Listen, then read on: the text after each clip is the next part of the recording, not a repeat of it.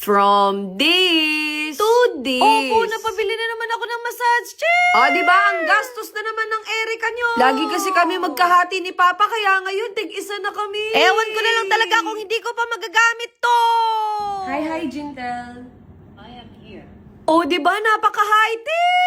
Maganda nga yung gising ko ngayon kasi alam kong merong dadating. Opo, dadating na si Mr. Right. Uy, wag muna. At kahit wala akong tulog, ilalaban natin to. At eto na nga, dumating na yung box ko.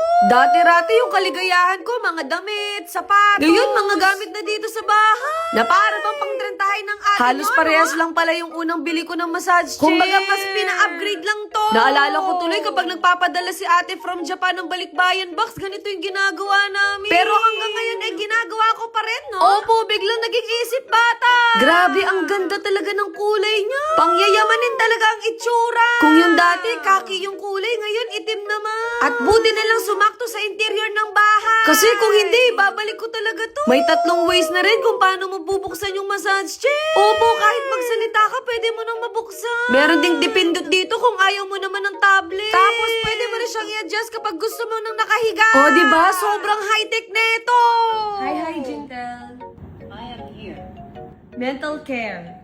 Okay. Mental care program begins. Nako, matutuwa na naman yung nanay ko kapag nakita niya to.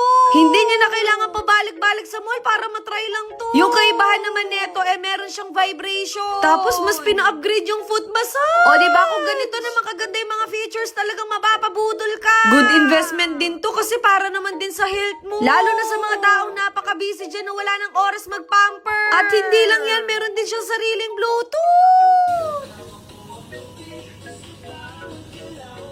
Diba? Imbis na marirelax ka, bigla kang mapapasaya. Yung kagandahan dito, meron siyang sariling phone holder. So kapag naiinip ka, pwede kang manood dito. Basta wag lang yung Japanese, ha? Sakto, may dumating na busita. Opo, meron pa belated birthday surprise. Na para bang lagi kong birthday ngayong April. Alam niyo ba, dahil laging holiday yung birthday ko, never ako pinagkanta sa school. Kaya natutuwa talaga ako kapag kinakantahan ako. Pinasok na naman nga ako dito sa kahon. At masasabi ko, ang hirap talaga kumita. Pinasubok ko na nga rin kay Papa, buti na lang approve din sa kanya. Siyempre, hindi maiwasan yung pananakit ng muscle, mga kasukasuan. Kaya perfect talaga to kay Papa. Kaya ngayon, ililipat na natin yung unang massage chair. Gusto ko nga silang tulungan, pero mas lalo yata ako magiging pabigat. Sabi ko sa kanila, mag-ingat sila kasi pagod na ako magpa-renovate ng bahay. Opo, ipapalagay ko dito sa kwarto natin. Wala na kasing ibang space na paglalagyan, kaya dito ko na lang naisip. Sa Jintel Philippines ko pala nabili lahat ng massage chair. Medyo natakot nga ako kasi akala ko masisira yung design ng kwarto ko. Sigurado sasabihin nyo naman sa akin, hindi na natapos yung mga gastusin ko dito sa bahay. At para hindi masaktan, sabihin na lang natin na deserve ko to. Ayun lang.